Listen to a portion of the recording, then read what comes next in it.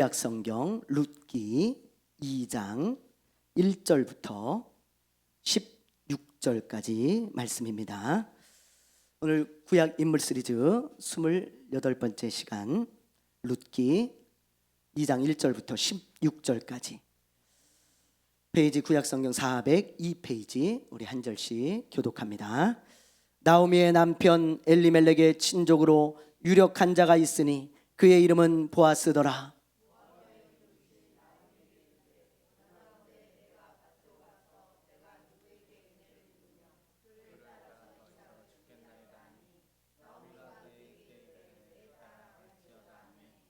룻이 가서 베는 자를 따라 밭에서 이삭을 줍는데 우연히 엘리멜렉의 친족 보아스에게 속한 밭에 이르렀더라.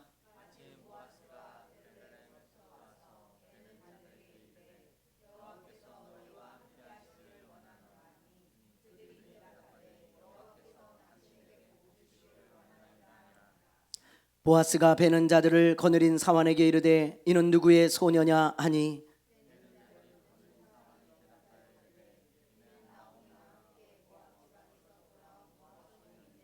그의 말이 나로 베는 자를 따라 단 사이에서 이삭을 죽게 하소서 하였고 아침부터 와서는 잠시 집에서 쉰 외에 지금까지 계속하는 중이니이다.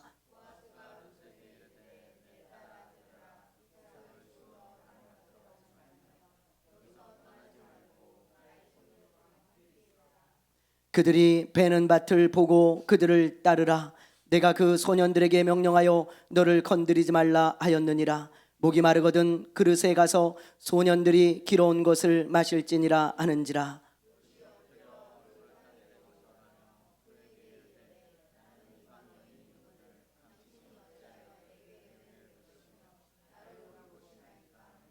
보아스가 그에게 대답하여 이르되 내 남편이 죽은 후로 내가 시어머니에게 행한 모든 것과 내 부모와 고국을 떠나 전에 알지 못하던 백성에게로 온 일이 내게 분명히 알려졌느니라.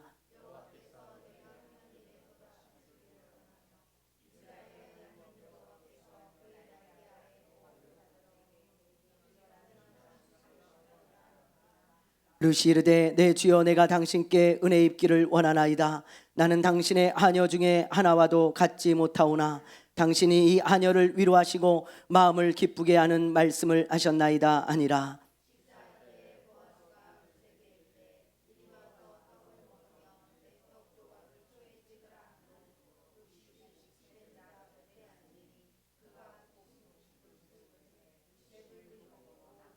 룻이 이삭을 주우러 일어날 때에 보아스가 자기 소년들에게 명령하여 이르되 그에게 곡식단 사이에서 죽게 하고 책망하지 말며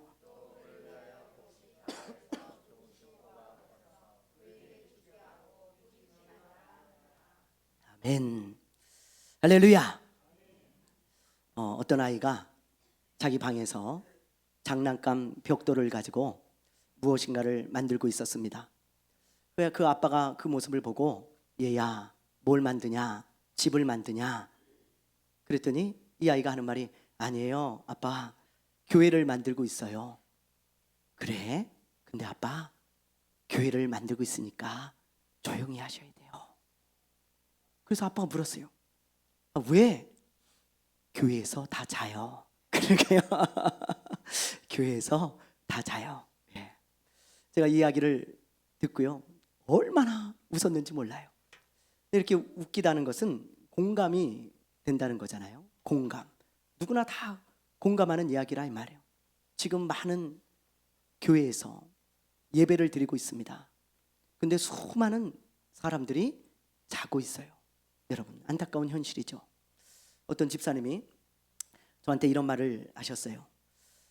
이분은 이제 서울에 있는 큰 교회를 다니는 목사님인데 목사님이 아니고 집사님인데 이 집사님이 다니는 교회 목사님은 설교도 굉장히 잘하고 유명한 분입니다. 이름만 대면 다 뭐 기독교인이라면 알 뿐이에요. 근데 이분이 이제 은퇴를 얼마 앞두고 있었거든요.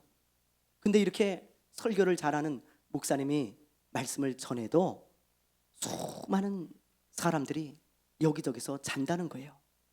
그래서 그걸 보면서 너무 마음이 아프다고 저한테 그런 이야기를 하더라고요. 왜냐하면 이분이 이제 조금만 있으면 은퇴를 하는데 이 귀한 말씀을 이제 못 듣는데도 저렇게 사는 사람들을 보면서 목사님 너무 마음이 아픕니다. 그런 이야기를 하는 것을 들었습니다. 여러분, 유명한 목사님 또 설교를 잘하는 목사님이 이렇게 말씀을 전해도 많은 사람들이 자는데 뭐 저야 말하나 말 아니겠습니까? 그러나 여러분의 영혼을 위해서 그러시면 안 돼요. 믿음은 어디서 나와요? 어디서 나와요? 잘 아시죠? 들음에서 나옵니다. 하나님의 말씀을 들을 때 믿음이 생기고 자라나는 거예요. 여러분, 그렇지 않으면 방법이 없잖아요. 여러분, 이 말씀 시간에 여러분 잘 들으셔야 됩니다. 아멘입니까? 이번 주에 제가 그런 그 어린아이 이야기를 딱 듣고요, 너무 이 아이도 이렇게 알고 있구나. 교회에서 사람들이 다 잔다고 그렇게 알고 있구나. 참 웃기면서도 슬픈 이야기를 들어서 여러분들에게 같이 이렇게 나누고 싶어서 들려준 거예요. 여러분, 성경을 보면요, 어떤 사람은요, 이런 사람이 있어요. 하나님이 저 사람을 편애하시나 그런 생각이 드는 사람이 성경에 있습니다. 하나님이 그냥 은혜를 막 부어주시는 거예요. 많은 은혜를 받은 사람, 그런 사람이 성경에 나와요. 예를 들면 요셉 같은 사람 여러분 한번 생각해 보세요. 구약의 요셉. 이 요셉은요, 보디발의 집에 종으로 가니까 그 집이 복을 받아버려요. 하나님이 복을 주십니다. 또 이 요셉이 감옥에 들어가니까요, 그 감옥이 복을 받아버려요. 또 그 요셉이 이집트의 총리가 되니까 이집트 전체가 복을 받아버려요. 하나님이 이 요셉이 가는 곳마다 복을 주셨어요. 큰 은혜를 베풀어 주신 거죠. 은혜를 막 부어주시는 거예요. 이 요셉을 볼 때마다 제가 야곱이 요셉을 편애했다 그랬는데 하나님도 요셉을 편애하신 것 같아. 그런 생각이 가끔 들어요. 여러분, 뭐 성경의 인물뿐만이 아니죠. 우리 주변에도요, 그런 분들이 있어요. 크리스찬 중에 어떤 사람은요, 뒤로 넘어져도 코가 깨지는데 이분은 앞으로 넘어져도 코피 하나 안 나. 하나님이 항상 지켜주시나 봐. 그리고 좀 어려운 것 같았는데 결국에는 점점 잘 되더니 잘 되는 거예요. 또 분명히 이번에는 망할 것 같아, 안 될 것 같아.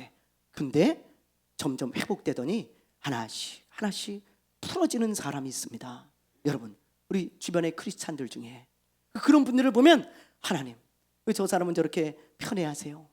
하나님, 왜 나는 이렇고 저 사람은 저렇게 은혜를 많이 베풀어 주십니까? 그런 사람들이 가끔 있잖아요. 그렇죠? 그런데 그런 사람이 바로 오늘 본문 말씀에 나오는 저 보아스입니다. 여러분, 보아스. 저는 보아스를 볼 때마다요, 너무 부러워요. 성경에서 제가 부러워하는 사람 중에 한 사람이 이 보아스입니다. 저는 이 보아스를 묵상할 때마다요, 너무 부러워요. 하나님, 이 사람 왜 이렇게 편애하세요? 너무 편애하세요. 하나님, 왜 이렇게 저 사람에게 은혜를 많이 주십니까? 그러면서 제가 가끔 그런 기도를 해요. 하나님, 저도 이 보아스처럼 많은 은혜를 좀 주십시오. 하나님, 우리 교회도 이런 많은 은혜를 좀 주세요. 우리 성도들에게도 이런 은혜를 많이 주세요. 그렇게 기도할 때가 있어요. 여러분, 그 정도로 보아스는 은혜를 많이 받은 사람입니다. 자, 보아스가 여러분 어떤 은혜를 받았는지 제가 예를 들어서 대표적으로 몇 가지만 설명을 할 테니까 여러분 한번 잘 귀 기울여 한번 들어보세요. 지난주에 여러분 제가 누구에 대한 말씀을 전했어요? 나오미. 그쵸? 기억나세요? 나오미가 베들레헴에 살았습니다. 근데 그 베들레헴에서 모압 땅으로 나오미의 가정이 전체가 이사를 갔어요. 그래서 그 모압 땅에 거주를 했는데 왜 갔다 그랬어요? 왜 갔어요? 한 반 정도 기억하시는 것 같아요. 네, 그게 정상입니다. 여러분, 저도 다 까먹어요. 여러분, 흉년 때문에 갔다 그랬죠. 흉년 기억나세요? 흉년 때문에 모압으로 가게 되어지죠. 여러분, 이 흉년이 어떤 흉년이었냐면 단지 그냥 1년 정도 있던 그런 흉년이 아니에요. 2년이 되었는지 아니면 5년 아니면 몇 년이 되었는지 모릅니다. 여러분, 요셉의 이야기 때에 이집트에 몇 년의 흉년이 들어요? 7년이 들잖아요. 이 나오미가 떠나갈 정도의 이 흉년은 오죽하면 여러분 고향을 버리고 떠나가겠어요? 거의 평생 살았는데 그렇잖아요. 그러니까 이 흉년이 얼마나 오래됐는지 우리는 알 수 없지만 극심한 흉년이었다는 건 알 수 있죠. 그러면 이 나오미의 동네였던 이 베들레헴에 지금 보아스가 살아가고 있어요. 보아스가. 그럼 그 보아스가 이 흉년 가운데 안 어려웠을까요? 안 어려웠을까요? 왜 안 어려워요? 여러분 흉년은요 누구나 어려운 겁니다. 흉년은 어떤 한 사람한테만 어려운 게 아니에요. 흉년은 환난이잖아요. 모두가 겪는 어려움이에요. 여러분 이번에 지난 코로나 때 얼마나 많은 가게들이 문을 닫았는지 여러분 아시죠? 예, 우리 한번 보여주세요 사진을. 예. 여러분 여기 보면 2019년 저 빨간색이 가게 문을 닫은 점포의 수인데요. 2019년 그러니까 코로나 전에 한 해 동안 문을 닫은 점포가 4만 5천 개예요. 예. 그런데 2020년 코로나가 딱 터지고 문을 닫은 점포의 수가 41만 개입니다. 여러분 약 9배예요. 9배가 문을 닫았어요. 근데 여러분 2020년에만 코로나가 있었던 게 아니잖아요. 21년, 22년 상반기까지 코로나가 지속됐으니까 얼마나 많겠어요. 얼마나 여러분 9배가 늘어났는데 4만 5천 개가 41만 개가 됐는데 얼마나 어려웠어요. 그때 여러분 우리 동네에서도요. 제가 잘 가던 중국집도 문을 닫았어요. 그리고 뭐 우리 동네 카페, 어린이 놀이터 문 닫았습니다. 여러분 뉴스를 보니까 아주 오랜 전통이 있던 그런 가게들 그리고 오랫동안 장사를 했던 그런 가게들도 문을 다 닫았어요. 그럼 보셨잖아요. 뭐 가게만 그렇습니까? 회사도 그랬어요. 회사도. 그러니까 이 코로나는요 우리에게 찾아온 흉년이었습니다. 흉년. 누구나 어려운 거예요. 그런데 이 보아스가요 그 어려움 가운데서 이 베들레헴을 떠나지 않아요. 하나님께 기도하면서요 그냥 그 자리에 머물러 있는 거예요. 굉장히 어려웠을 거예요. 정말 어려웠을 거예요. 그런데 하나님께 기도하면서 그 베들레헴을 떠나지 않고 머물러 있습니다. 그런데 그 어려운 흉년 가운데서요 어려웠지만 점차 회복이 되는 거예요. 그리고는 이제 회복이 돼가지고 흉년 이전보다 더 잘 되는 거예요. 여러분 이게 인간의 힘으로 돼요 안 돼요? 돼요 안 돼요? 이 하나님의 은혜죠. 하나님의 은혜. 우린 그게 하나님의 은혜라고 고백합니다. 예를 들면 여러분이 코로나 가운데 장사를 하는데 우리 정경환 집사님 코로나 가운데 이렇게 장사를 하셨잖아요. 근데 수없이 많은 점포들이 다 문을 닫고 있는데 우리도 점포가 어려운가 했더니 갑자기 좀 어려웠지만 점차 회복이 되더니 코로나 때보다 더 잘 되는 거예요. 그럼 그게 뭐예요? 우리 정경환 집사님 뭐예요? 하나님의 은혜죠. 은혜라고 그러는 거예요. 그걸 이 사람의 힘으로 안 되는 것입니다. 수많은 점포가 문을 닫는데 우리 점포가 회복이 되고 잘 돼? 하나님의 은혜죠. 그런 은혜를 받은 사람이 보아스예요. 보아스. 그 흉년 가운데서 잠시 어려웠지만 그러나 점차 회복되어지는 그 은혜. 그래서 흉년 가운데 살아남고 그리고 점점 잘 되는 은혜를 받은 사람이 바로 이 보아스입니다. 그런데 나중에 보아스가요 어떻게 되는 줄 아세요? 그렇게 점점 잘 되더니 어떻게 되는지 아세요? 자, 오늘 말씀 1절이에요. 1절 한번 읽어보겠습니다. 오늘 말씀 1절 시작.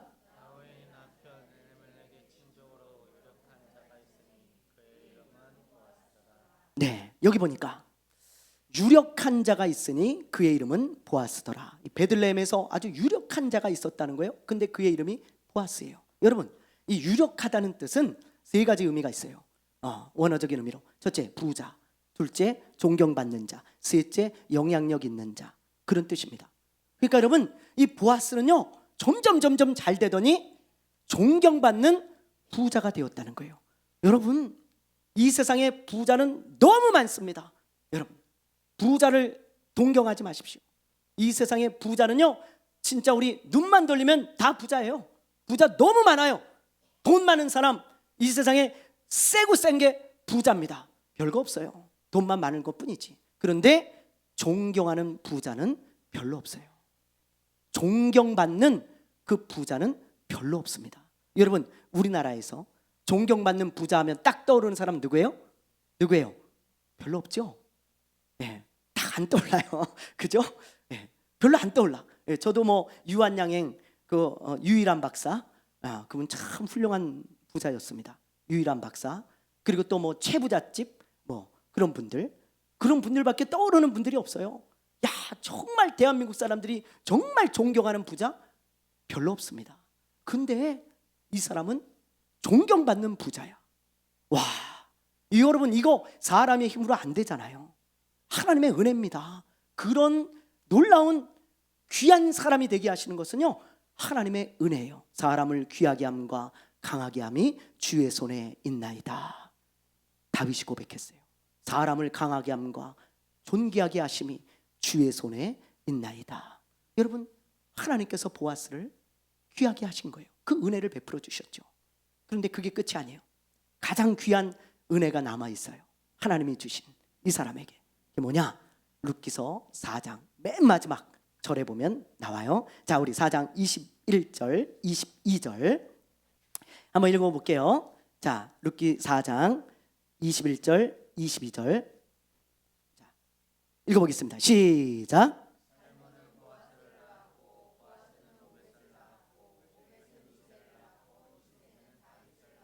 네, 여기 보세요. 살몬은 보아스를 낳았고, 지금 우리가 보는 보아스입니다. 보아스는 누구를 낳아요? 누구를? 오벳을 낳았죠. 오벳은요?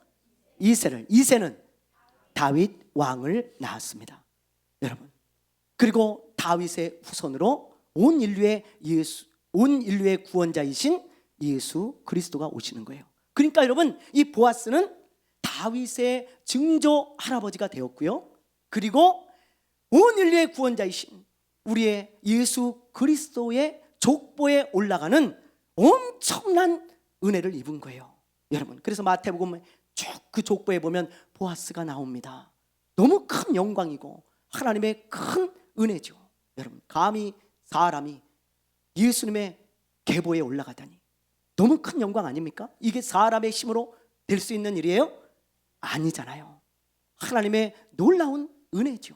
여러분, 이런 은혜를 입은 사람이 보았습니다. 아마 제가 지금 예를 든 세 가지 말고도요, 너무 많은 은혜를 받은 사람이 보아스예요. 여러분, 그렇다면 이런 궁금증이 저는 생겼었어요. 이 보아스를 보면서 하나님이 왜 이 사람한테는 이렇게 많은 은혜를 베풀어 주셨을까? 왜 이 사람한테는 많은 은혜를 베풀어 주셨을까? 저는요, 이 보아스가 너무 부러워가지고 그걸 제가 궁금해했어요. 그냥 보아스를 볼 때마다 그게 너무 부럽고요. 왜 여러분 하나님이 보아스에게 이렇게 많은 은혜를 베풀어 주셨는지 아십니까? 자, 오늘 본문 말씀을 보면 우리가 어느 정도 알 수가 있습니다. 한번 보실까요? 우리 2절 말씀 한번 읽어볼게요. 2절 읽어봅니다. 시작.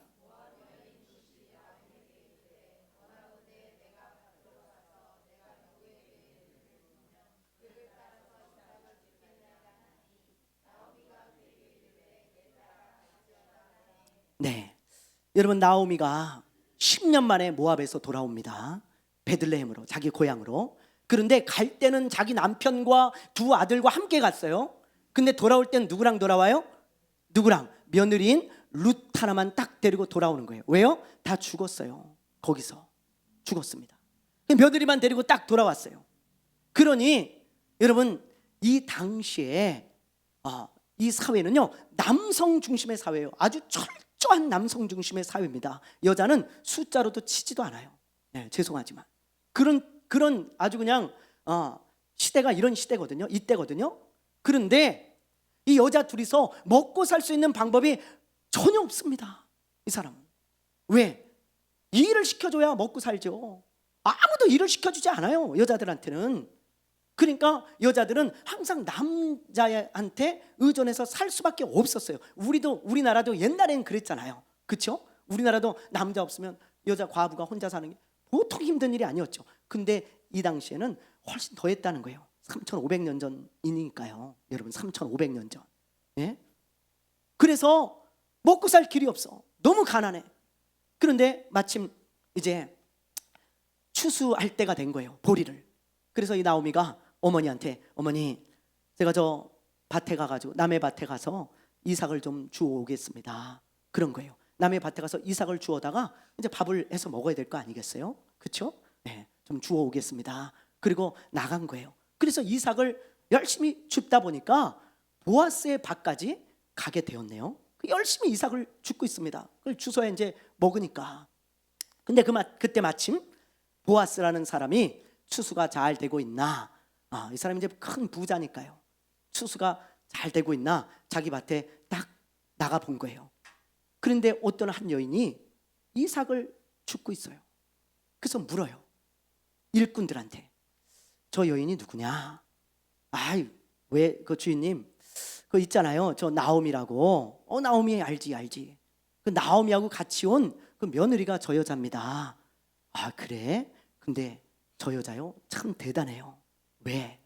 아침부터요 나와가지고 지금까지 잠깐 쉬고 열심히 이삭을 줍고 있습니다. 아, 참 저 여자 아주 대단한 여자 같아요. 딱 봐도요. 그러니까는 이 보아스가 딱 그 여자를 보는데 너무 안쓰러운 거예요.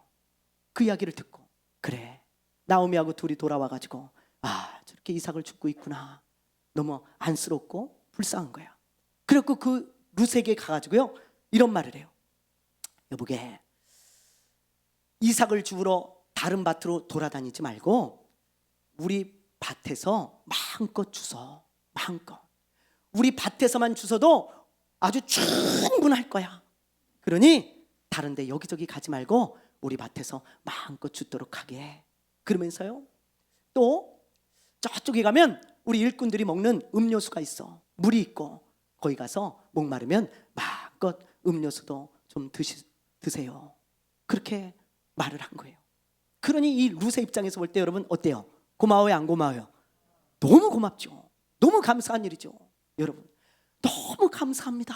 그러면서 열심히 이삭을 줍는데 점심때가 되었습니다. 그러니까 룻이 또 그 여인을 함께 식사 자리에 부르는 거예요. 저 여인도 오라 그래라. 그래서 식사를 대접해라. 저 여인도요? 그래, 데려와. 그래가지고 데려와가지고 맛있는 식사를 대접합니다. 그리고 식사가 끝나니까 이 보아스가요 일꾼들을 모아놓고 뭐라 그러는지 아세요, 여러분? 야, 참 기가 막혀요. 뭐라 그런지 우리 한번 봅시다. 15절, 16절 일꾼들을 모아놓고 조용히 이야기를 하는 거예요. 룻이 듣지 않도록. 자, 15절, 16절 읽어보겠습니다. 시작.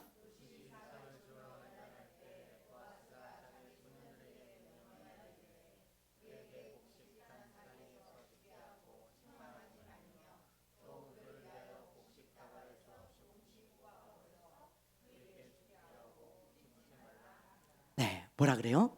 일꾼들을 다 모아놓고 조용한 말로, 얘들아, 저 여인이 이삭을 마음껏 주술 수 있도록 책망하지 마, 뭐라 하지 마, 한마디도 하지 마, 마음껏 죽게 해. 그리고 16절은 너무 놀랍죠, 여러분. 그녀를 위하여 곡식 다발에서 조금씩 뽑아버려서 죽게 해라. 이 말이 무슨 말이에요? 여러분, 이삭을 걷는데 추수를 하는데, 추수를 해가지고 이렇게 일꾼들이 이렇게 한 알음씩 들고 갈 거 아니에요. 근데 가면서 좀 흘려주래. 다 흘려주래. 그래서 많이 주울 수 있도록 도와주라는 거예요. 야, 참 이런 사람이에요, 보아스가. 그래서 흘려줬어요. 일꾼들이 얼마나 많이 주웠는지 아세요? 여러분, 룻이 얼마나 많이 주웠을 것 같아요? 그걸 주워가지고 곡식을 다 털어가지고 가지고 갔습니다, 나오미한테. 그때 나오미가 뭐라 그러는지 아세요? 여러분, 깜짝 놀라면서 너 어디서 이렇게 많이 주워왔냐? 나오미가요 너무 놀랐어요. 그러면서 하는 말이 너 혹시 훔쳐왔냐? 아마 그랬을 것 같아, 제 생각에. 너 어디서 훔쳐왔냐? 야, 이걸 다 주워왔다고? 어느 정도 주워왔냐면 여기 보니까 한 에바라 그랬거든요. 한 에바는 지금으로 따지면 리터로 23리터입니다. 여자 둘이서 약 15일 정도 먹을 양이에요. 15일 정도. 15일치 쌀을 주워와서 여러분, 그러니 여러분, 나오미가 안 놀래겠어요? 룻이 안 놀래겠어요? 여기까지가 이제 오늘 우리가 읽은 말씀이고 나오미와 룻에 대한 이야기인데요. 물론 뒤에 구절도 이제 있지만 이야기도 여러분 이 여기까지만 봐도 보아스가 어떤 사람인지 우리가 충분히 알 수 있죠. 여러분 보아스가 어떤 사람입니까? 자, 여러분 룻이 보아스에게 뭐라고 고백하는지 우리 한번 보세요. 자, 오늘 말씀 10절입니다. 10절 한번 읽어볼게요. 시작.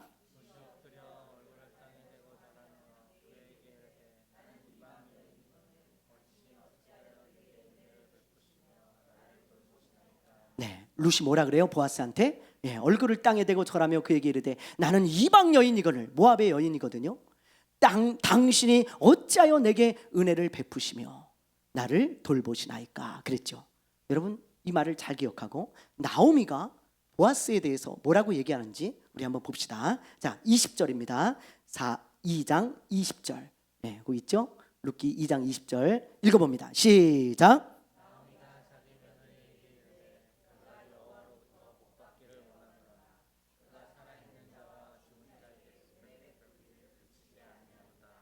보세요. 여러분 나오미가 뭐라 그래요? 예? 하나님이 보아스에게 복 주시기를 원한다. 그러면서 그는 우리에게 은혜 베풀기를 어땠다고요? 그치지 않았다. 계속 우리에게 은혜를 베풀어 주고 있구나. 그렇게 말하고 있는 거예요. 여러분 이걸 보면 보아스가 어떤 사람인지 우리가 분명히 알 수 있잖아요. 보아스가 어떤 사람입니까? 은혜를 많이 베푸는 사람이에요. 은혜를. 여러분 제가 이걸 보아스를 묵상하다가 깨달았어요. 은혜를 많이 베푸는 사람에게 하나님이 은혜를 많이 베풀어 주세요. 은혜를. 은혜를 많이 베푸는 자에게 하나님은 은혜를 베풀어 주십니다. 이게 하나님의 법칙이에요. 하나님의. 여러분 보아스가요? 룻에게만 은혜를 베풀었을까요? 아닙니다. 여러분 보아스가요? 밭에서 일하는 일꾼들에게 갔을 때 밭에서 일하는 사람들이 뭐라 그러는 줄 알아요? 보아스를 보자마자 뭐라는 줄 아세요? 하나님이 당신에게 복을 주시기를 원합니다. 그렇게 인사를 해요.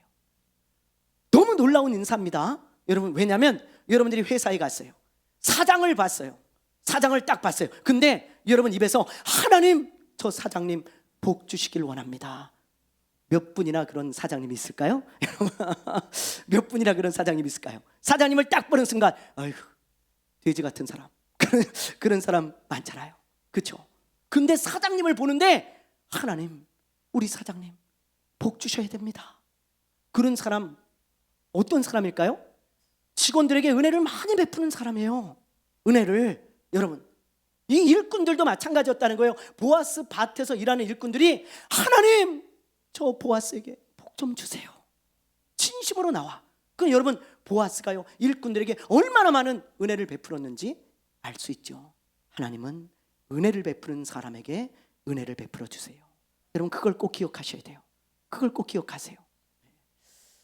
아까 제가 그 전에 우리 시편 112편 5절을 한번 보겠습니다. 자, 그래서 시편 112편 5절에 보면 이런 말씀이 있어요. 자, 읽어보겠습니다. 시작.